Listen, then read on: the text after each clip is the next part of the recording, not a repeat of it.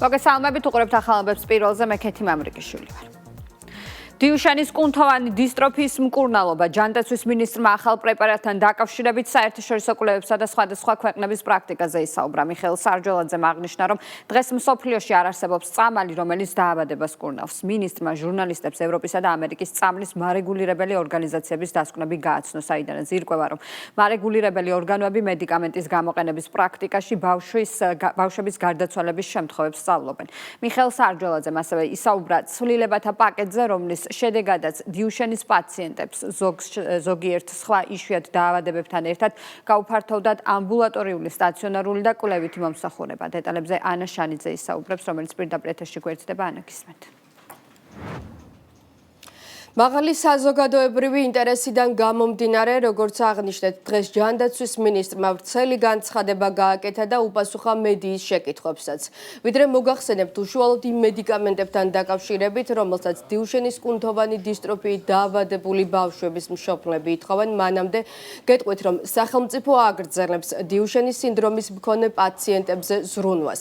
მიხეილ სარჯოლაძის განცხადებით, მზად არის ინიციატივა, რომელსაც უკვე აქვს დადგენილების სახე და მთავრობის ადმინისტრაციაშია გადაგზავნილი. ამ დადგენილების მიხედვით კი ზოგიერთ სხვა იშვიათ დაავადებებთან ერთად დიუშენის სინდრომის მქონე პაციენტებსაც გაუფართოვდებათ ამბულატორიული, სტაციონარული და კვლევითი მომსახურება. უფრო კონკრეტულად კი რას გულისხმობს ეს დადგენილება და რა მომსახურებებზეა საუბარი, ცხადია, ამ ყველაფერზეც ისაუბრა ჯანდაცვის მინისტრმა. მიუხედავად იმისა, რომ თავად პაციენტების ინტერესებიდან გამომდინარე, ეს არ არის საკითხი, რომელზეც გამართლებულია ღიად და საჯაროდ საუბარი, ჩვენ მაინც ვთვლით ვალდებულებად, რომ საკითხის ირგვლივ საზოგადოებას საჯაროდ მივაწოდოთ ინფორმაცია. მივაწოდოთ ინფორმაცია იმ დროს, როდესაც თემის ირგვლივ გახშირდა საკითხის პოლიტიზირების მიზნით, მაგალითად, ეგრეთ წოდებული ჯანდაცვის სპეციალისტებისა და პოლიტიკოსების განზრახ ან მართლაც დილეტანტობითა და არაკვალიფიციურობით გამოწვეული მცდარი შეხედულებების ტირაჟირება, რომლის პოპულარიზაციაზე ზრუნავენ პოლიტიკურად ან კომერციულად მიკერძოებული სუბიექტები. მიუხედავად ამ თემაზე გამართულ ერთ-ერთ ბოლოდროინდელ შეხვედრაზე დაფიქსირებული ხისტი პოზიციისა, ან წამალი ან არაფერი, ჩვენ უწყვეტად განვაგრძობთ მუშაობას პაციენტთა ნაწილთან და მათი ოჯახის წევრებთან, ვისთვისაც აღნიშნულს მიღმაც მნიშვნელოვანია სხვა ყოველდღიური საჭიროებები. ვემუშავებით ასევე დარგის სპეციალისტებს, სამინისტრო ინტენსიურად გააგრძელებს ამ მუშაობას და გამოიყენებს მის ხელთ არსებულ ყველა შესაძლებლობას მკურნალობის ეფექტიანობის გასაზრდელადაც და ყველა სხვა საჭიროებების დასაკმაყოფილებლად. რამდენადაც ინტერესი მაღალია, ამიერიდან საზოგადოებას პერმანენტულად მივაწვდით ინფორმაციას ნებისმიერი სიახლის შესახებ, მათ შორის და მაგალითად საქართველოს მთავრობის ხდომაზე განსახილველად გაგზავნილია ცვლილების პროექტი, რომლის შედეგადაც ზოგიერთ სხვა იშვიათ დაავადებებთან ერთად დიუშენის პაციენტებსაც გაუფართოვდებათ ამბულატორიული თუ სტაციონარული თუ კვლევითი მომსახურება. ვფიქრობთ, რომ მაგალითად სტაციონარული მიმართულებით, ანუ საავადმყოფოში დაწოლით და იქ ყველა საჭიროა, წელიწადში ერთხელ ჩასატარებელი, რაც მიჩნეულია, რომ კარგი წესია ამ შემთხვევაში ამ გამოკვლევების ჩატარებისთვის. ეს გულისხმობს, რა თქმა უნდა, რამდენიმე დარგის სპეციალისტის მიმართულებით ერთდროულ გამოკვლევას, რომ წლიდან წლამდე პროგრესი დადგინდეს. მეორე ეს არის ანალიზების მთელი ჯაჭვი, რომელიც ასევე ექვემდებარება ჩატარებას და ეს ბუნებრივია, რომ მოზრუნველყოფილია სახელმწიფოს მხარზე. ამავდროულად, მაგალითად ამ წლიდან წლამდე პერიოდის განმავლობაში შეიძლება აქტუალური იყოს სადმე ამბულატორიული სერვისების სარგებლობა, ესეც გათვალისწინებულია. მედიკამენტის უსაფრთხოება, ეფექტიანობა და პაციენტის საუკეთესო ინტერესები. ესაა მთავარი კრიტერიუმები, რითაც სახელმწიფო ხელმძღვანელობს. მიხეილ სარჯოლაძემ კონკრეტულად იმ მედიკამენტების შესახებ ისაუბრა, რომელსაც მშობლები ითხოვენ. მინისტრი საერთაშორისო კვლევებსა და სხვადასხვა ქვეყნების პრაქტიკაზე დაყრდნობით აცხადებს, რომ დღეს მსოფლიოში არ არსებობს წამალი, რომელიც დაავადებას კურნავს. ახალი თერაპიები კი მხოლოდ დაავადების შენელებას ცდილობს. ევროპისა და ამერიკის წამლის მარეგულირებელი ორგანიზაციების მიღების დასკვნები გაცნო დღეს მინისტრმა საზოგადოებას ირკვევა, რომ ერთ-ერთ მედიკამენტთან დაკავშირებით, რომელიც მოთხოვნილია ამერიკის მარეგულირებელმა ორგანომ მკაცრი გაფრთხილებები გასცა, ვინაიდან წამლის გამოყენების შემდეგ პაციენტის გარდაცვალების ფაქტი დაფიქსირდა. არასაკმარისი ეფექტურობის გამო კი ევროპის წამლის სააგენტომ ამ მედიკამენტების დიდი ნაწილის ავტორიზაციაზე უარი განაცხადა. შესაბამისად, მიხეილ სარჯველაძის თქმით, სწორედ რისკებისა და საკმარისი მონაცემების არ ქონის გამო საქართველოზე ძლიერი ეკონომიკის მქონე ქვეყნებიც კი თავს იკავებენ ამ მედიკამენტების სახელმწიფო დაფინანსებისგან. დიუშენის განკურნებაზე პრეტენზიის მქონე მედიკამენტი დღეს მსოფლიოში არ არსებობს. არსებობს მხოლოდ მედიკამენტები, რომელსაც აქვს პრეტენზია დაავადების მიმდინარეობის ისეთ შენელებაზე, რითაც ეტლის საჭიროების ასაკი შეიძლება გადავადდეს 1-დან 3 წლამდე. აქვე იმედს გამოვთქვამ და მთელი გულით გულშემატკივრობ, რომ ახლო მომავალში ასეთი მედიკამენტი იქნება გამოგონებული, რაც უზრუნველყოფს ყველას ჯანმრთელობას. მოთხოვნილია ერთ-ერთი სახეობა მედიკამენტისა, რომელზეც შარშან ამ დროს რომ წარმართულიყო მსჯელობა და სახელმწიფოს ეყიდა ერთი პაციენტისთვის $3,200,000 ღირებულების ეს მედიკამენტი. დაახლოებით 2 თვის შემდეგ ევროპის წამლის მარეგულირებელი, ეგრეთ წოდებული EMA, იტყოდა მტკიცე უარს ამ მედიკამენტისთვის ავტორიზაციის მინიჭებაზე, ანუ დაშვებაზე. მაგალითად, EMA ამბობს თავის 2025 წლის 24 ივლისის გადაწყვეტილებაში. ციტატას ვამბობ: 12 თვის შემდეგ პაციენტებში მოძრაობის უნარის გაუმჯობესების ეფექტი არ დადასტურდა პლაცებოსთან შედარებით. იმავე მედიკამენტებთან დაკავშირებით დაფიქსირებულია ბავშვების გარდაცვალების შემთხვევები. ამის გამო ამერიკის საკვებისა და წამლის ადმინისტრაციამ, ეგრეთ წოდებული FDA, რომელსაც ამ მედიკამენტზე ჰქონდა მანამდე დაჩქარებული ავტორიზაცია მინიჭებული, 2025 წლის 18 ივლისს მიიღო გადაწყვეტილება და შეაჩერა კლინიკური კვლევების 3, ახლა 4 გარდაცვალების შემთხვევის დაფიქსირების გამო და მოუწოდა მწარმოებელს გაეჩერებინა მედიკამენტების რეალიზაცია.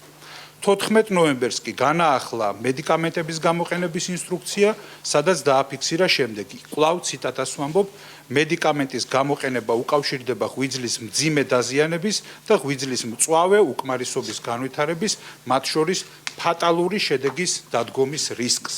მოთხოვნილია აგრეთვე სხვა ჯგუფი მედიკამენტებისა. ამ მედიკამენტებს აქვთ FDA ავტორიზაცია, მაგრამ მათგან არც ერთს დღეისთვის არ აქვს EMA-ს ავტორიზაცია. ვიდრე ევროპული სახელმწიფოებიც იკვლევენ და ვერ ჩქარობენ გადაწყვეტილების მიღებას, ვერც ერთ სახელმწიფოზე ვერ ვიტყვი, რომ ამ დრომდე არ დანერგვის მიზეზი მათ შემთხვევაში ის არის, რომ ან ვერ იმეტებენ მაგალითად ყოველწლიურად $700,000 წამალს თითოეული პაციენტისთვის, ევროპული ეს სახელმწიფოებიც ამ საკითხს უდგებიან გონივრული სიფრთხილით.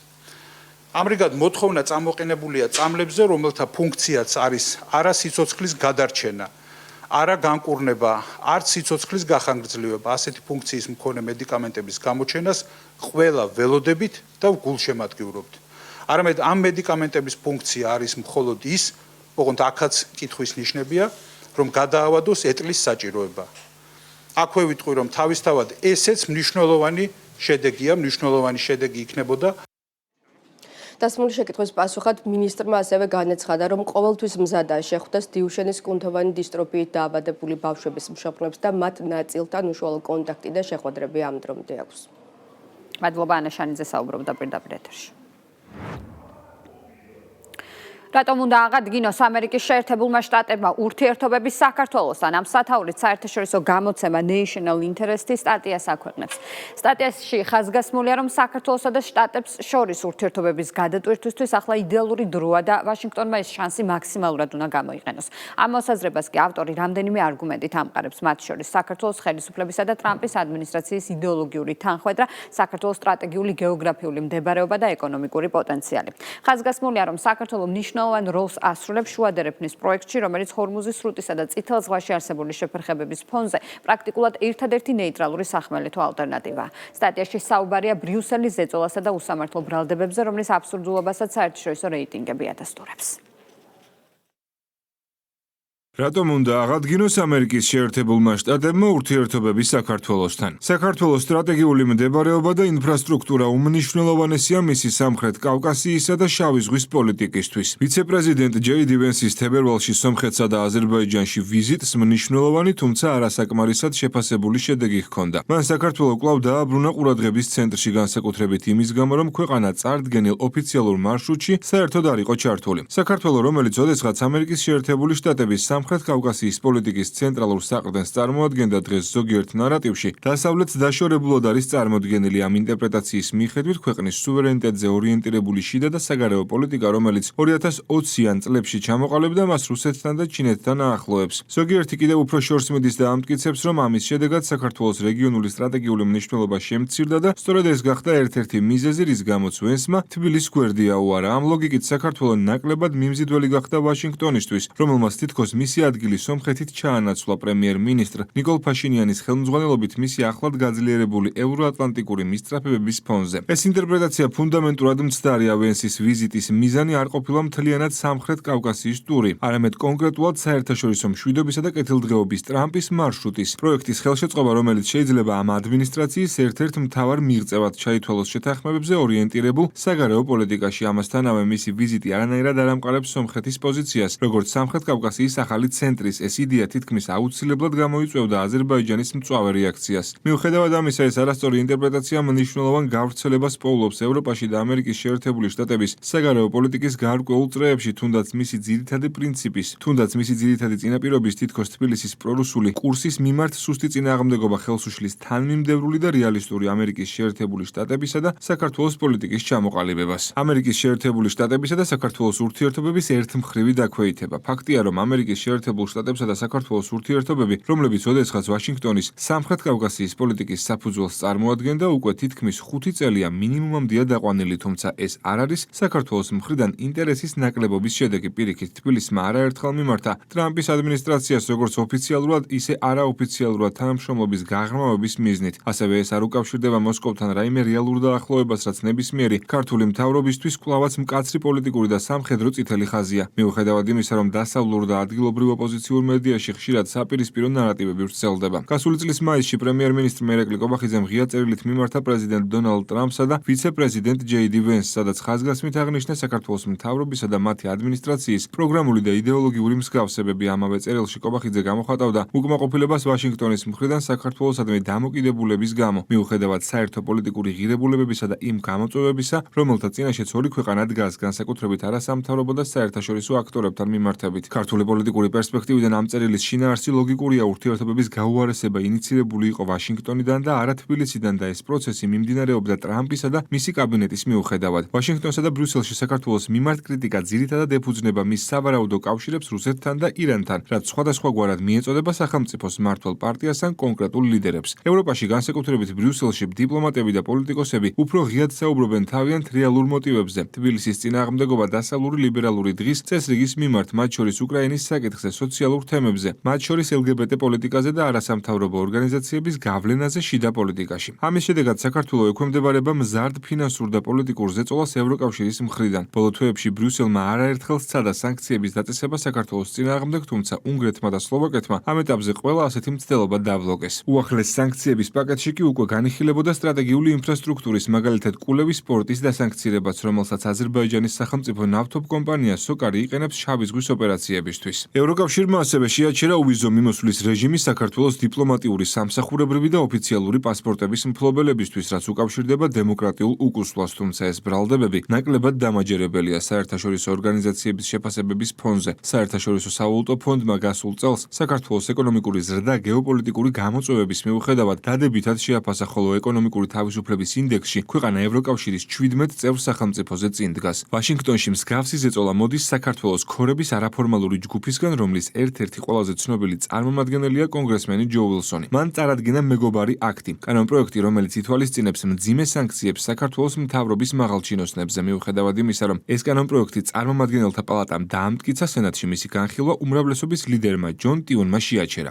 რატომ არის ამერიკის შეერთებული შტატებისთვის სასარგებლო საქართველოსთან დაახლოება? ამერიკის შეერთებული შტატებისთვის საქართველოსთან ურთიერთობების აღდგენა ყველაზე გონივრული და სტრატეგიულად გამართლებული ნაბიჯია პოლიტიკისა და პროგრამების თვალსაზრისით. საქართველოს ცენტრალურ და აღმოსავლეთ ევროპაში ყველაზე მეტად არის თანხმედრაში ტრამპის ადმინისტრაციის იდეოლოგიურ ხედვასთან. ეს კიდევ უფრო გამყარდა 2025 წლის ეროვნული უსაფრთხოების სტრატეგიით, რომელიც საგარეო პოლიტიკაში ლიბერალური საერთაშორისო წესრიგისგან ცივილიზაციურ მიდგომაზე გადასვლას ასახავს. NSS-ი ევროპას დასავლური სამყაროს ცივილიზაციურ ბირთვად განსაზღვრავს, რომელიც 1945 წლიდან ამერიკის შეერთებული შტატების ლიდერობით ვითარდება. ამ კულტურული მემკვიდრეობის დაცვა და მისი დემოგრაფიული და პოლიტიკური გაძლიერება ვაშინგტონის სტრატეგიულ მიზნად არის გამოცხადებული. ეს ჩარჩო სრულად თავსებადია მმართველი პარტია ქართული ოცნების მსოფლმხედველობასთან, რომელიც ეფუძნება მართლმადიდებლობას, ეროვნულ იდენტობას და სუვერენიტეტის დაცვას ევროპულ და დასავლურ ცივილიზაციურ სივრცეში. თბილისი მოქმედებს ტრადიციონალისტური კონსერვატიზმის მოდელით, რომელიც ერთდროულად არის ქართული და თავსებადია ვაშინგტონის ახალ პრიორიტეტებთან. განსხვავებით ბრიუსელისა და ბერლინისგან, ტრამპის ვაშინგტონი ამ ღირებულებებს უარყოფითად არ აღიქვამს. საქართველოს როგორც ამერიკის შეერთებული შტატების პარტნიორის ისტორიული გამოცდილება კიდევ უფრო აძლიერებს ამ არგუმენტს. პოსტსაბჭოთა სივრცეში ამერიკის იმიჯი კვლავაც ეფუძნება როგორც ცივი ომის პერიოდს, ისე მის როლს როგორც დასავლური სამყაროს გარანტორს. ამერიკასთან მჭიდრო ურთიერთობა კვლავაც აღიქმება როგორც გეოპოლიტიკურ დასავლეთში ქუთვნილების ერთ-ერთი მთავარი წინაპირობა, მიუხედავად იმისა, რომ ბოლო წლებში ლიბერალურ პროგრესული დღის წესრიგის ექსპორტმა გარკვეულწილად ეს იმიჯი დააზიანა. საქართველოს მთავრობის ტრადიციონალისტური კონსერვატიზმი შეიძლება აღქმულ იქნას როგორც ერთგულების გამოხატულება, როგორც ეროვნული იდენტობის, ისე საგარეო ევროპული და დასავლური ღირებულებების მიმართ, მაშინაც კი როცა ეს ღირებულებები თითქოს დავიწყებული იყო მათი დამცველების მიერ. NSS-ის ახალი მიდგომა კი ქმნის შესაძლებლობას პოლიტიკური დაახლოებისთვის, რაც ვაშინგტონს აძლევს იდეოლოგიურად ახლოს მდგომ ევროპულ პარტნიორს. დრო ასევე ხელსაყრელია რეგიონული კონტექსტის გამო. რუსეთის ყურადღება უკრაინის ომზეა გადატანილი, რამაც შეამცირა მისი შესაძლებლობა რეგიონზე კონტროლის შენარჩუნებისთვის და შექმნა შეზღუდული, მაგრამ რეალური სტრატეგიული ფანჯარა ვაშინგტონისთვის. ამ შესაძლებლობის გამოყენება უკვე ნაწილობრივ მოხდა სომხეთსა და აზერბაიჯანთან ურთიერთობების გადალაგებით. საქართველოს ჩართვა ამ პროცესში მისი შავი ზღვის აღმოსავლეთ ფლანგზე სტრატეგიული მდებარეობის გათვალისწინებით ამ ტრაექტორიას მნიშვნელოვნად გაამყარებს. საქართველო მნიშვნელოვან როლს ასრულებს ტრანსკასპიურ საერთაშორისო სავაჭრო მარშრუტში, ეგრეთ წოდებულ შუა კორიდორში, რომელიც შავ ზღვას აკავშირებს კასპიის ზღვასთან და შემდგომ ჩინეთთან. ჰორმუზის სრუტესა და წითელ ზღვაში არსებული შეფერხებების ფონზე ეს მარშრუტი პრაქტიკულად ერთადერთი ნეიტრალური სახმელეთო ალტერნატივაა, რადგან ჩრდილოეთის კორიდორი რუსეთზე გადის და ვაშინგტონისთვის მიუღებელია. ეკონომიკური შესაძლებლობებიც მნიშვნელოვანია. საქართველოს მთავარი საზღვაო პორტი ფოთი წარმოადგენს შავი ზღვის სატრანსპორტო ინფრასტრუქტურის კრიტიკულ ელემენტს და შუა კორიდორის განვითარებისთვის სტრატეგიულ აუცილებლობას. ბოლო წლებში მასში მნიშვნელოვანი ინვესტიციები განხორციელდა ყაზახეთიდან და აზერბაიჯანიდან, ასევე დანიური და სხვა საერთაშორისო კაპიტალიდან. თბილისი ასევე სწრაფად ყალიბდება რეგიონულ საავიაციო ჰაბად. მხოლოდ გასულ წელს შოთა რუსთაველის სახელობის აეროპორტმა თითქმის 6 მილიონი მგზავრი მიიღო, რაც 2024 წელთან შედარებით 14%-იანი ზრდაა. ამ ზრდის ფონზე უკვე იგეგმება აეროპორტის მასშტაბური გაფართოება, დამატებით ქუთაისის საერთაშორისო აეროპორტი 1,8 მილიონ მგზავრს მოემსახურა. შესაბამისად, ტრიპისა და შუა კორიდორის პროექტებში საქართველოს ჩართვა მხოლოდ დროის საკითხია. საბოლოოდ ნებისმიერი სტრატეგია სამხრეთ კავკასიისთვის, რომელიც საქართველოს გამორიცხავს, უფრო მეტ პრობლემას შექმნის, ვიდრე რეალურ შედეგს მოიტანს. განსაკუთრებით გრძელვადიან პერსპექტივაში საქართველო როგორც უძველესი ქრისტიანული ქვეყანა კონსერვატიული ხელისუფლებით ბუნებრივი პარტნიორია იმ ამერიკული ადმინისტრაციისთვის, რომელიც გეოპოლიტიკაში ისტორიულ და კულტურულ ფაქტორებს მნიშვნელობას ანიჭებს. მისი სტრატეგიული როლი შუა კორიდორში და სწრაფად მზარდი სატრანსპორტო ინფრასტრუქტურა კიდევ უფრო ამყარებს არგუმენტს, რომ თბილისი უნდა განიხილებოდეს როგორც მნიშვნელოვანი პარტნიორი. დრო იდეალურია ურთიერთობების გადატვირთვისთვის როგორც ვაშინგტონისთვის, ისე თბილისისთვის და ეს ყველაფერი ვაშინგტონმა მაქსიმალურად უნდა გამოიყენოს. ქართული ოცნების დაფუძნებიდან 14 წელი გავიდა. ზუსტად 14 წლის წინ 21 აპრილს ბიძინა ივანიშვილმა პოლიტიკური გაერთიანება შექმნა, რომელმაც საბოლოო წერტილი დაუსვა სააკაშვილის ავტორიტარულ რეჟიმს, ადამიანების ჩაგვრას და ქვეყანა დემოკრატიის რელსებზე გადაიყვანა. პარტია ქართული ოცნების მთავარი მონაპოვარია სუვერენიტეტის გამყარება და მშვიდობის შენარჩუნება ქვეყანაში, ეკონომიკური წინსვლა და ადამიანის უფლებების დაცვა. საქართველოში დამკვიდრდა დემოკრატია და სამართლის უზენაესობა. ქართულმა ხალხმა დაიბრუნა თავისუფლება და ღირსება. სახელმწიფო გუნდის წევრები ქართული ოცნების მმართველობის პირობებში საქართველოს მიღწეულ პროგრესზე საუბრობენ და განსაკუთრებულ მიღწევად მშვიდობას, ეკონომიკურ წინსვლას და სტაბილურ გარემოს ასახელებენ. გავიდა 14 წელი, მას შემდეგ რაც საზოგადოებრივი მოძრაობა გარდაიქმნა უკვე პოლიტიკურ პარტიად, ჩვენ დაფუძნებლის და საპატიო თავმჯდომარის ბატონი ბიძინა ივანიშვილის ინიციატივით ერისკაცის ირგვლივ გაერთიანდა მთელი ქართველი ერი, რომელმაც სისხლიან რეჟიმს, დანაშაულებრივ დაჯგუფებას უთხრა უარი და ფაქტობრივად საქართველოს გამოგლიჯა გარემმართველობას გარედან მიღებული დავალებების ცალფეხზე დგომით შესრულებას და ჩვენ გვაქვს ახლა შესაძლებლობა, რომ 14 წლიანი პერიოდი საქართველოში, როდესაც არის მშვიდობა, შესაძლებლობა, რომ თავისუფალი ეკონომიკური აქტივობებით გაიზარდოს ეკონომიკური მაჩვენებლები, რაც თავისთავად გარდაიქმნება აუცილებლად სოციალურ ზრდაშიც და რაც მთავარია, ჩვენ გვყავს ხელისუფლება, ვართ გუნდი, რომელიც ასრულებს მხოლოდ ქართველი ხალხის დავალებებს და ერთხელ და სამუდამოდ ყველამ უნდა დაიმახსოვროს, რომ 14 წელია ამ ქვეყანას ხელისუფლებაში ყავს ის გუნდი, რომელიც გარედან შანტაჟებს, გარედან მითითებებს და გარედან თავსმოხვეული სხვადასხვა იდეოლოგიის გავრცელებას თუ აუცილებლად შეეწინააღმდეგება, რადგან იგი არის ქართველი ხალხის ინტერესების შესაბამისი და ქართული ოცნება მხოლოდ ის გუნდი, რომელსაც შეუძლია რომ უზრუნველყოს რათა საქართველოში მიიღებოდეს საქართველოსთან დაკავშირებული გადაწყვეტილებები. რომ არ ყოფილიყო ქართული ოცნება, ამას უკვე ვერავინ ვერ უარყოფს, აი ჩვენი მტრებიც ვერ უარყოფს. საქართველოს ომს ვერ გადარჩებოდა. იმიტომ რომ პირდაპირ ამოცანა იყო, რომ ამ ომში რუსეთის საწინააღმდეგოდ ჩვენც ჩავერთეთ. ის ადამიანები, რომლებიც იმ ფონდებიდან ფინანსდებოდნენ, რომელზედაც სულ ცოტა ხნის ისაუბრეთ, ბომბების წვიმას ნატრულობდნენ თბილისში. ხომ არის ეს მასალა ინტერნეტში? ხო შეუძლია მოსახლეობამ კიდევ ერთხელ. აი ამათ ხელში უნდა გადასულიყო მაშინ ხელისუფლება. და აი ამათ უნდა მიიღოთ გადაწყვეტილებები. ხო და ეს პირველი და ყველაზე უფრო დიდი დამსახურებაა ქართული ოცნებისა, რომ და დღესაც გრძელდება ეს დამსახურება. ეკონომიკურ დაზეთ შემილია საუბარი და ბევრ სხვა რამეზე. სახელმწიფო უსაფრთხოების სამსახურმა 2025 წლის საქმიანობის წლიური ანგარიში გაასაჯაროვა. 63 გვერდიანი დოკუმენტი პარლამენტის ვებგვერდზე უკვე გამოქვეყნდა. ქვეყნისთვის, რომლის 20%-იც ოკუპირებულია, ერთ-ერთ პრიორიტეტად სწორედ მშვიდობის შენარჩუნება დასახელდა. საოკუპაციო ძალების მხრიდან ჩადენილი მძიმე დანაშაულები და ოკუპანტის ძალის დემონსტრირება ოკუპირებულ ტერიტორიებზე. საქართველოს უმთავრესი გამოწვევა კვლავ უცვლელია. რუსული ოკუპაცია სახელმწიფო უსაფრთხოების სამსახურის 2025 წლის ანგარიშიც მთავარ გამოწვევად სახელდება. საქართველოს ხელისუფლება კი ოკუპირებულ ტერიტორიებზე უკანონო პატიმრობაში მყოფი პირების გასათავისუფლებლად მის ხელთ არსებული საერთაშორისო მექანიზმებისა და სამართლებრივი ბერკეტების გამოყენებას განაგრძობს. საანგარიშო პერიოდში საქართველოს სახელმწიფოს წინაშე არსებულ გამოწვევად კვლავ რჩებოდა აფხაზეთისა და ცხინვალის რეგიონის ოკუპაცია და მისი თანმდევი დესტრუქციული პროცესები. მათ შორის აღსანიშნავია უკანონო მილიტარიზაცია და სამხედრო წვრთნები, რომლებიც რიგ შემთხვევაში უპილოტო საფრენი აპარატების ჩართულობით მიმდინარეობდა. გასული წლების მსგავსად გრძელდებოდა ჰიბრიდული ომის კომპონენტების გამოყენება, მათ შორის უკანონო დაკავებები და ეგრეთ წოდებული ბორდერიზაცია, რაც მიზნად ისახავდა ადგილზე არსებული ჰუმანიტარული და უსაფრთხოების გარემოს დაზიანებას. მაღალი ინტენსივობით გაგრძელდა საქართველოს ოკუპირებული ტერიტორიების ანექსიისგან მიმართული პროცესები. ზემოაღნიშნული მიზნის მისაღწევად განსაკუთრებით დაფიქსირდა ეგრეთ წოდებული საგანმანათლებლო პროგრამების გამოყენების მცდელობა. პარალელურად, კვლავ გაგრძელდა ოკუპირებულ რეგიონში მცხოვრები ქართველების დისკრიმინაციისკენ მიმართული პოლიტიკა. აღსანიშნავია, რომ ოკუპირებულ აფხაზეთში მიმდინარე პროცესებში რუსეთის პირდაპირი ჩართულობის გამო ანტირუსული განწყობების ზრდის დინამიკა დაფიქსირდა. ოკუპირებულ ცხინვალის რეგიონში შენარჩუნდა მძიმე სოციალურ-ეკონომიკური მდგომარეობა. მნიშვნელოვანი იყო ადამიანის უფლებათა ევროპული სასამართლოს მორიგი 14 ოქტომბრის გადაწყვეტილება საქმეზე საქართველო-რუსეთის წინააღმდეგ, რომელიც განგრძობადი ოკუპაციის პროცესს ეხება. შედეგად,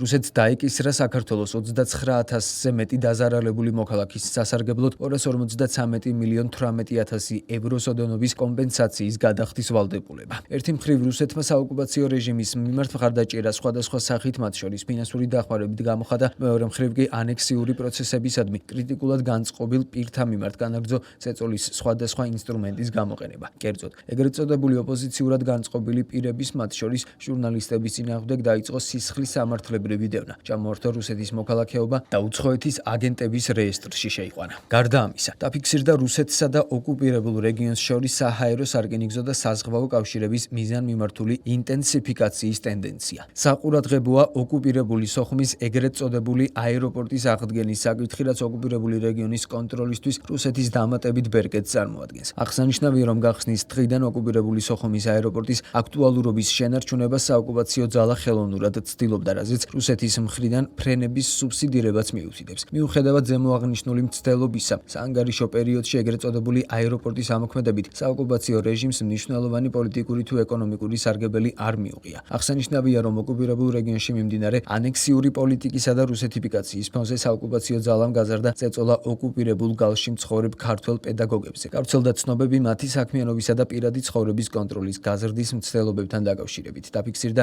ჭაშუშობის გამოგონილი ბრალდებით უკანონო დაკავების ფაქტიც. წეწოლის გასაზრდელად გამოიყენებოდა სოციალური ქსელებიც, სადაც ნეგატიურ კონტექსტში იყო აღნიშნული, რომ ზოგიერთი მასწავლებელი და სკოლის დირექტორი გალელებს მშობლიურ ენაზე სწავლების შესაძლებლობას არ აძლევს. რუსეთის მიზანს ადგილობრივი ახალგაზრდების, მათ შორის ქართველების ენობრივი, კულტურული და იდეოლოგიური ასიმილაცია და მათი იდენტობის შეცვლა წარმოადგენს. საოკუპაციო ძალა აქტიურად იყენებს საქართველოს ოკუპირებულ ტერიტორიებზე მიმდინარე პროცესებს თბილისის ზეწოლის ინსტრუმენტად და პარალელურად ამზადებს საფუძველს ხელსაყრელ დროს ანექსიის განსახორციელებლად. დასავლური ქვეყნებიდან და ინსტიტუტებიდან მომდინარე დეზინფორმაციული და ორმაგი სტანდარტების შემცველი საინფორმაციო კამპანია. სუსის ანგარიში ამ კონტექსტში საუბარია BBC-ს მიერ მომზადებულ ეგრეთ წოდებულ საგამოძიებო ფილმზე, რომელიც 2024 წლის ნოემბერ-დეკემბრის საპროტესტო აქციების დროს დემონსტრანტების წინააღმდეგ თითქოს და ქიმიური ნივთიერებების გამოყენებას ეხება. სრულ ინფორმაციამ ხელი შეუწყო როგორც საქართველოში მოქმედ ცალკეულ საზოგადოებრივ და პოლიტიკურ ჯგუფებს, ისე უცხო ქვეყნების სპეციალურ სამსახურებს. ეფექტიანი ანტიდასავლური პროპაგანდა ეწარმოებინათ და საზოგადოების ნაწილში დასავლური ინსტიტუტების მიმართ ნიჰილიზმი გაეჩინათ. სუსის ანგარიში აღნიშნულია, რომ BBC-ს ფილმში გახმოვანებული ინფორმაციები საქართველოში ეგრეთ წოდებული ქიმიური იარაღის კამიტის მომიტინგეთა წინააღმდეგ გამოყენების შესახებ მიზანად მიმართული დეზინფორმაცია. ის ემსახურებოდა საქართველოს ინტერესების დაზიანებას, რაშიც საქართველოს მოქალაქეებიც იყვნენ ჩართულები და BBC-ს ფილმის ავტორებთან ერთად მათი მოქმედებები საქართველოს წინააღმდეგ კონკრეტული მტრული მიზნების მისაღწევად კარგად დაგეგმილ, ორგანიზებულ და კამპანიურ ხასიათს ატარებდა. 2025 წლის დეკემბრის დასაწყისში გავრცელდა BBC-ს მიერ მომზადებული საგამოძიებო სიუჟეტი, რომლის მიხედვით საქართველოს ხელისუფლება დადანაშაულებულ იქნა საპროტესტო აქციებში მონაწილე პირების წინააღმდეგ თითქოს და აკრძალული ტოქსიკური ნივთიერება ბრომბეზილ სიანიდის იგივე კამიტის გამოყენებაში. შედეგად სახელმწიფო უსაფრთხოების სამსახურში დაიწყო გამოძიება სისხლის სამართლის საქმეზე, როგორც ტელეკომპანია BBC-ს მიერ გაკეთებულ სიუჟეტში გადმოცემულ ინფორმაციაზე, ასევე მის საფუძველზე საქართველოში წარმოებულ კამპანიასთან დაკავშირებით. მოცემულ სისხლის სამართლის საქმეზე ჩატარდა 160-ზე მეტი საგამოძიებო მოქმედება, გამოიკითხა 93 მოწმე, მათ შორის შინაგან საქმეთა სამინისტროს მოქმედი და ყოფილი თანამშრომლები, ექიმები, ექსპერტები, ბრიტანული მაუწყებლის სიუჟეტის რესპონდენტები, არასამთავრობო ორგანიზაციების წარმომადგენლები და სხვა პირები. შინაგან საქმეთა სამინისტროს განსაკუთრებულ დავალებათა დეპარტამენტის პირველი და მეორე სამმართველოების ბაზებიდან გამოძიებამ ამოიღო კვლევის 25 ნიმუში, რომლებზეც ლევან სამხარაულის სახელობის სასამართლო ექსპერტიზის ეროვნულ ბიუროში ჩატარდა ქიმიური ექსპერტიზა. რაც შეეხება ნივთიერება ბრომობენზილციანიდს, იგივე კამიტს. ასეთი ნივთიერება საქართველოს შინაგან საქმეთა სამინისტროს არასდროს შეუძენია. საქმეზე მოწმის სახით ის ადამიანები დაიკითხნენ,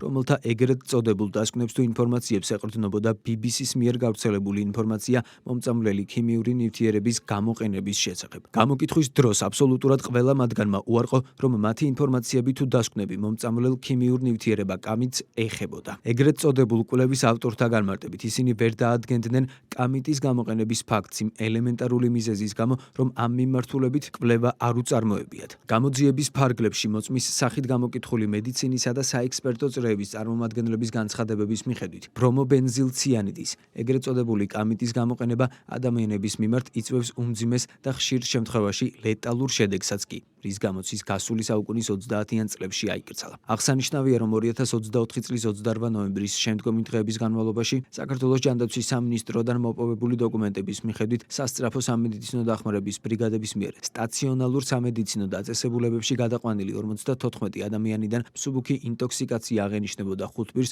რომლებიც მეორე დღესვე გაეწერნენ სამედიცინო კლინიკებიდან. გამოძიებით ასევე დადგინდა, რომ 2024 წლის დეკემბრის პირველ რიცხვებში, კერძოდ 4-5 დეკემბრის ღამით, მასების მართვისთვის გამოყენებულ იქნა ნივთიერება ფლორობენზილი딘 მალონონიტრილი, რომლის გამხსნელადაც გამოიყენეს ნივთიერება პროპილენ გლიკოლის ხსნარი. აღნიშნული ნივთიერებებიდან არც ერთი აკრძალულ ნივთიერებათა კატეგორიას არ განეკუთვნება. ამგვარად გამოძიების მიერ მოპოვებული უტყუარი მტკიცებულებები იძლეოდა დასკვნის გამოტანის საფუძველს, რომ BBC-ს ფილმში გახმოვანებული ინფორმაციები საქართველოში ეგრეთ წოდებული ქიმიური იარაღის კამედის მომიტინგეთა წინააღმდეგ გამოყენების შესახებ არის მიზანმიმართული დეზინფორმაცია. იგი ემსახურებოდა საქართველოს ინტერესების დაზიანებას, რაშიც საქართველოს მოქალაქეებიც იყვნენ ჩართული და BBC-ს ფილმის ავტორებთან ერთად მათი მოქმედებები ატარებდა კარგად დაგეგმილ ორგანიზებულ და კამპანიურ ხასიათს საქართველოს წინააღმდეგ კონკრეტული მტრული მიზნების მისაღწევად. შესაბამისად, ამ საკითხთან დაკავშირებით სახელმწიფო უსაფრთხოების სამსახური აგრძელებს გამოძიებას მხოლოდ იმ შესაძლო დანაშაულის შესახებ, რაც საქართველოს სისხლის სამართლის კოდექსის 319 მუხლით არის გათვალისწინებული და უცხოეთის ორგანიზაციისთვის მტრულ საქმიანობაში დახმარებას გულისხმობს.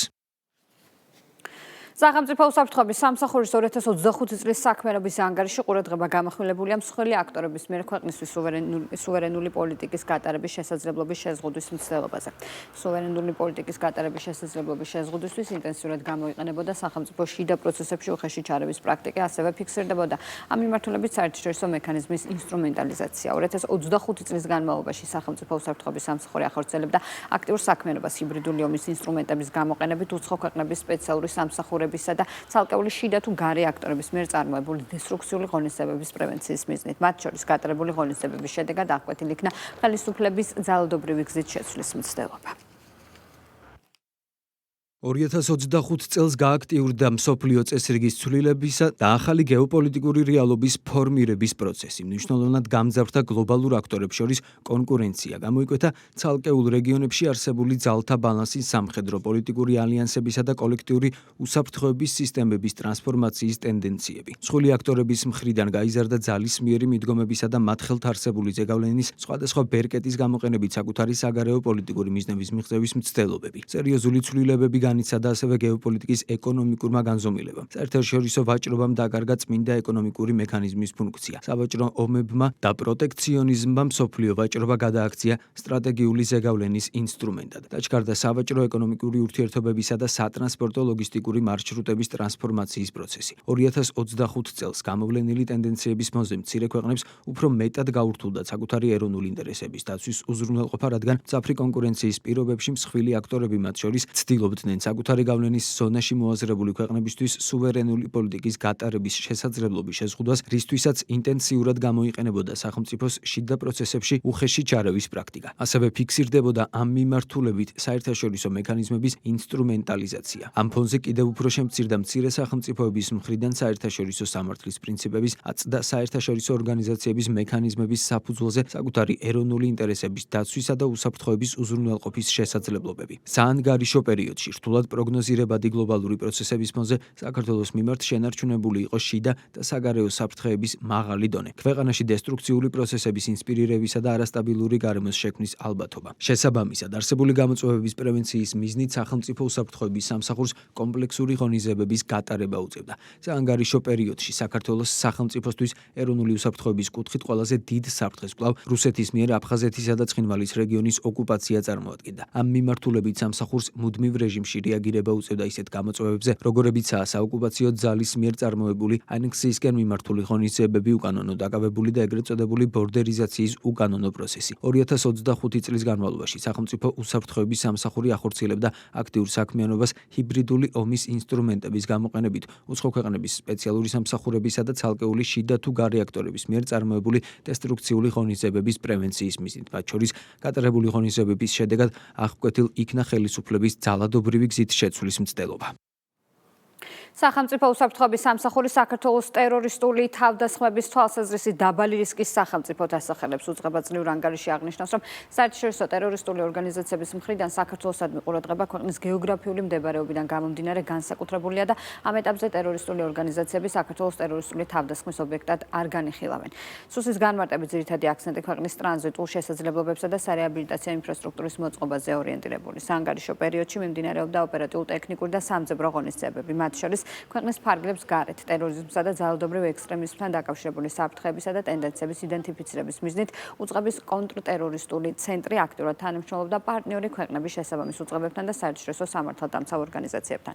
ანგარიში აღნიშნულია, რომ სახელმწიფო უსაფრთხოების სამსახურის მიერ წარმოებული კონტრტერორისტული საქმიანობა და მიღწეული შედეგები დადებითად შეფასდა უცხოელი პარტნიორების მიერ.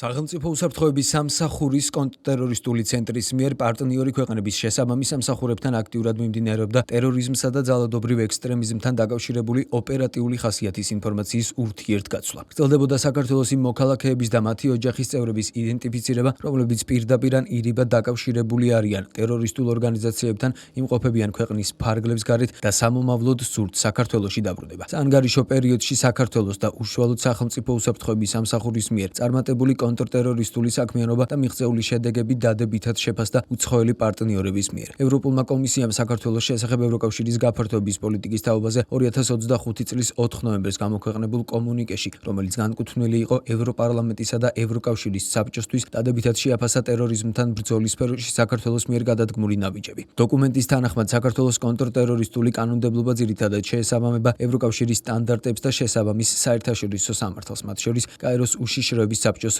რეზოლუციებს. შექმნილია მუდმივ მოქმედი უწყებათა შორისი კომისია. დამტკიცებულია 2022-2026 წლების ეროვნული კონტრტერორისტული სტრატეგია და მისი სამოქმედო გეგმა. საქართველოს ჩართულია ტერორიზმის წინააღმდეგ ბრძოლის საერთაშორისო ძალისხმევაში. საქართველოს თანამშრომლობა ევროპოლთან, ინტერპოლთან, ნატოსსა და გაეროს ანტიტერორისტულ პროგრამებთან მოხსენიებულია როგორც აქტიური თანამშრომლობა. კიდევ ერთი დაპირისპირება სააკაშვილი ბოკერია გვარამიას ალიანსში დაძაბულობის სათავეში კვლავ ნაციონალური მოძრაობა და მიხეილ სააკაშვილი არიან. ექს-პრეზიდენტმა სოციალურ ქსელში დაწერა, რომ ოპოზიცია ხალხთან კავშირს ვერ ამყარებს, რადგან კომფორტულ ტელესტუდიებსა და Facebook ბაბლს არ სცდება. ქართველების გზა კი რევოლუციაა, შესაბამისად მათი არჩეული ლოზუნგების პოლიტიკა კრახით დასრულდება. სააკაშვილის ამ განცხადებას გაიმიჯნა ალიანსის წევრი ყველა პარტია გარდა ნაციონალური მოძრაობისა. ერთობლივ განცხადებაში ნათქვამი, რომ სააკაშვილის ეს პოზიცია ალიანსის პრინციპებს ეწინააღმდეგება. სააკაშვილის პარტიაში ახლა ამბობენ, რომ მათი ლიდერის სტატუსი კოლეგების მხრიდან არასწორად იქნა აღქმული. ჩვენ რა თქმა უნდა ვერ დავითანხმებით იმას, რომ ეს სტატუსი იყო კონფრონტაციული ხასიათის მატარებელი, კიდევ ერთხელ ვიმეორებ, იყო ისტორიული ფაქტის კონსტატაცია და სამწუხაროდ იქნა არასწორად აღქმული ჩვენი კოლეგების მიერ. საზოგადოებამ ძალიან კარგად იცის, რომ სააკაშვილი გვარამია ბოკერიას გაერთიანებას არ შეიძლება არავინ ენდოს მარტივ მიზნიდან გამომდინარე. ესენი არიან ამ ქვეყნის მოძულეები, მტრები, რომელთაც სამწუხაროდ მხოლოდ პასპორტი აქვს ჯიბეში, ქართული და არავით არის ქართული არცხრა. სააკაშვილის შემთხვევაში პასპორტიც კი დაკარგული აქვს საერთოდ და ვიცით თუ რა არის მათი ზნე, როგორც მორიელი ვერ მოიშლის თავის მავნებლობას, ზუსტად ასე ვერ მოიშლის ნაციონალი გარედან მიღებული დავალების შესრულებას და ამ ქვეყნის მტრობას. დანარჩენი მათ შორის არსებული დაპირისპირებები ეს არ ახალია, ეს პიროვნულ დონეზეა, მაგრამ მათ ერთი დიდი საკითხია ერთიანებთ, რომ მიიღეს პატრონისგან დავალება და ეს უნდა შესრულდეს ყველაფრის ფასად. სააკაშვილი, ბოკერია, გვარამია ამ ალიანსს არ ქონდა, არ აქვს და არც მომავალში არ ექნება რაიმე პერსპექტივა. უბრალოდ, ასე ვთქვათ, ეს ის ძალა არის, რომელსაც ჯერ კიდევ ფიქრობენ დასავლეთში, რომ საქართველოს წინააღმდეგ პროვოკაციული ქმედებებისათვის შეიძლება გამოყენებული იქნას. მათი მიზანი არის, რომ 26 მაისს რაღაცა პროვოკაცია მოახდინო. აქედან გამომდინარე, ის რაც იცოდა სააკაშვილი, ბოკერია, გვარამია ხელისუფლებაში ყოფნის, ხელისუფლებიდან წასვლის შემდეგ, აი ამ მოცემულობაში არიან დარჩენილები და სანამ არსებობს გარედან ისეთი ძალები, ვისაც გონია, რომ მათი პროვოკაციებით საქართველოში თავის პოლიტიკურ მიზნებს მიაღწევენ, მანამდე როიტყვიან მათი ესეთი ვაი-ვაგლახით ყოფნა ჩვენს პოლიტიკურ ვერზე იარსებებს. ეს ადამიანები მიუხედავად იმისა, რომ ერთ ორგანიზაციაში იყვნენ თავიდან და ერთად მიიყვანეს საქართველოს კატასტროფამდე, პიროვნულად შეუთავსებელი ხალხია. ნუ მაშინ ერთი დიქტატორი აჯდათ თავზე და იმ დიქტატორს შეეძლო რაღაცნაირად თქვათ ესენი ერეგულირებიდან. ახლა როდესაც თვითონ დამოუკიდებლად მივიდნენ ერთმანეთთან, ვერ მივიდოდნენ, იმიტომ რომ მართლა ეზიზღებათ ერთმანეთს. პროკურატურამ უცხო ქვეყნის ტერორიზმთან კავშირში მყოფ ორ პირს ბრალდება წარუდგინა. სასამართლო აღკვეთი ღონისძიების შესახებ დღეს იმსჯელებს ტერორისტულ ორგანიზაციაში გაერთიანებისა და ტერორისტულ საქმიანობაში დახმარების ბრალდებით სახელმწიფო უსაფრთხოების სამსახურმა ორი პირი დააკავა, მათ შორის ერთი უცხოეთის მოქალაქეა. სპეცოპერაციები გარდაბნის მუნიციპალიტეტსა და აჭარის რეგიონში ჩატარდა. გამოძიების ინფორმაციით დაკავებულები გაწევრიანდნენ ტერორისტულ ორგანიზაციაში და გეგმავდნენ სხვა ქვეყანაში გამგზავრებას, სადაც უნდა შეერთებოდნენ ისლამური სახელმწიფოს მებრძოლებს. შრეკის შედეგად ამოღებული ელექტრონული ინფორმაცია ინფორმაციის მატრებელი მოწყობილობები და ურეგისტრირებელი სიმბარათები, მობილური ტელეფონები, ტერორისტული ორგანიზაციის სიმბოლიკის სამსახველი ნივთები და სხვა მნიშვნელოვანი მტკიცებულებები დანაშაული 10-დან 17 წლამდე პატიმრობას ითვალისწინებს. საქართველოს პროკურატურამ უცხო ქვეყნის ტერორისტულ ორგანიზაციაში გაერთიანებისა და ტერორისტულ საქმიანობაში დახმარების ფაქტზე ორ პირს მათ შორის ერთ უცხო ქვეყნის მოქალაქეს ბრალდება წარუდგინა. სახელმწიფო უსაფრთხოების სამსახურის კონტრტერორისტული ცენტრის მიერ ჩატარებული გამოძიებით დადგინდა, რომ ბრალდებულები ტერორისტულ ორგანიზაცია ისლამურ სახელმწიფოში გაერთიანდნენ, მისი ლიდერის წინაშე დადეს ერთგულების ფიცი და ტერორისტული საქმიანობის დახმარების მიზნით მზად იყვნენ ნებისმიერი დავალება შეესრულებინათ. ჩატარებული საგამოძიებო მოქმედებების შედეგად სხვა მტკიცებულებებთან ერთად ამოღებულია ნივთები ტერორისტული ორგანიზაციის სიმბოლიკით. გამოძიება უცხო ქვეყნის ტერორისტულ ორგანიზაციაში გაერთიანების და ტერორისტულ საქმიანობაში მისი დახმარების ფაქტზე გრძელდება, რაც სასჯელის სახით და ზომად 17 წლამდე თავისუფლების აღკვეთას ითვალისწინებს. ორივე ბრალდებულს წარედგინა ბრალდება საქართველოს სისხლის სამართლის კოდექსის 322 მუხლით, რაც გულისხმობს ტერორისტულ ორგანიზაციაში გაერთიანებას და მის დახმარებას. ორივე ბრალდებული დღეის მდგომარეობით ამ ეტაპზე იყენებს დუმილის უფლებას. საქმის მასალები ეხლა გადმომეცა, ჯერჯერობით არ გავცნობილი ვარ. საზღვრის უკანონოდ გადაკვეთისა და საზღვრის გადაკვეთის მცდელობის ბრალდებით სასაზღვრო პოლიციამ 3 პირი დააკავა. გამოძიების ინფორმაციით სხვადასხვა დროს ორმა ბრალდებულმა სასაზღვრო საკონტროლო გამტარი პუნქტის გვერდისავლით ტრაილერში დამალვის გზით უკანონოდ გადმოკვეთეს საქართველო-თურქეთის სახელმწიფო საზღვარი, ხოლო ერთი ბრალდებული უკანონოდ ცდილობდა გადმოეკეთა საქართველო-აზერბაიჯანის სახელმწიფო საზღვარი. ერთ-ერთი პირის მიმართ საიმიგრაციო პროცედურა უკვე გატარდა და ქვეყნიდან იქნა გაძევებული, ხოლო ორი პირის მიმართ გამოძიება სისხლის სამართლის საქმეზე მიმდინარეობს, დანაშაული 5 წლამდე ვადი თავისუფლების აღკვეთას ითვალისწინებს. ბოლნისის სიონში სარეაბილიტაციო სამუშაოები მიმდინარეობს კულტურული მემკვიდრეობის დაცვის სააგენტოში. განმარტავენ, რომ სამუშაოები ტარდება კულტურული მემკვიდრეობის დაცვის ეროვნული სააგენტოს დაკვეთითა და კანონმდებლობით დადგენილი წესით გაცემული შესაბამისი ნებართვის საფუძველზე. სააგენტო განცხადებას ავრცელებს, რომელშიც ნათქვამია, რომ სამუშაოები მიმდინარეობს არქეოლოგიისა და დარგის შესაბამისი სპეციალისტების მუდმივი ზედამხედველობის ქვეშ, პროცესის თითოეული ეტაპის დოკუმენტებით და კონტროლით. პროექტი ითვალისწინებს 1970-იან წლებში მოწყობილი იატაკის დემონტაჟს არქეოლოგიური ზედამხედველობის პირობებში და ახალი ღია ფერის ქვით იატაკის მოწყობას ტრადიციული ქართული წყობის გამოყენებით. ამასთან არსებული იატაკის ნიშნული დაიწევა რამდენიმე სანტიმეტრით, რაც უზრუნველყოფს გამოვლენილი სვეტებისა და პილასტრების პროპორციების სრულფასოვან აღქმას. გვიანდელი ბეტონისა და ბაზალტის ფენების მოხსნის პროცესში ტექნოლოგიური აუცილებლობიდან გამომდინარე გარკვეულ ძნელად მოსახსნელ ადგილებში გამოყენებული შესაბამისი მექანიკური საბრუხ-სატეხი საშუალება, რაც დასაშვებია პროფესიული პრაქტიკის ფარგლებში, რომელიც არ უქმნის საფრთხეს ძეგლის კონსტრუქციულ მდგრადობასა და არ იწვევს მის დაზიანებას. რუსთავის მერია კიდევ ერთ მასშტაბურ კულტურულ პროექტზე ხელოვნების მულტიპროფილური სასახლის კონცეფციაზე მუშაობს. 5700 კვადრატული მეტრი ფართის სამსართულიანი ახალი შენობა ქალაქის სამსამუსიკო სკოლას, 350 მაყურებელზე გათვლილ საკონცერტო დარბაზს, მუსიკალური ლიტერატურის მედიათეკას, ღია საღონისძიებო სივრცეს, ლაუნჯ-ბარსა და ხელოვნების რამდენიმე მიმართულებას ერთ თანამედროვე სივრცეში გააერთიანებს. შენობა ადაპტირებული იქნება განსაკუთრებული საჭიროებების მქონე პირთათვის. რუსთავის გუნდი ვაგრძელებთ ჩვენს ქალაქში ხელოვნების სფეროში რეფორმას. დღეს შევხვდით სამუსიკო სკოლის პედაგოგებს, განვიხილეთ ახალი პროექტი, რომელზეც თითქმის 1 წელია ვმუშაობთ, რომელიც ახალ შენობასთან ერთად სრულიად ახალ მიდგომებს და კონცეფციას გულისხმობს. ჩვენ წარგვიდგინეს პროექტი, რომელიც განხორციელდება ძალიან ცოტა ხანში და გვექნება ძალიან მაგარი მუსიკალური შენობა და არა მარტო მუსიკალური შენობა, რომელშიც შევძლებთ ჩვენ პედაგოგები, რომ სრულფასოვანი გაკვეთილები ჩავატაროთ ჩვენს მოსწავლეებთან. ასე ბოლო ინფორმაცია პირველზე ერთმანეთს უბრალოდ 4-ზე შევხვდებით დროებით.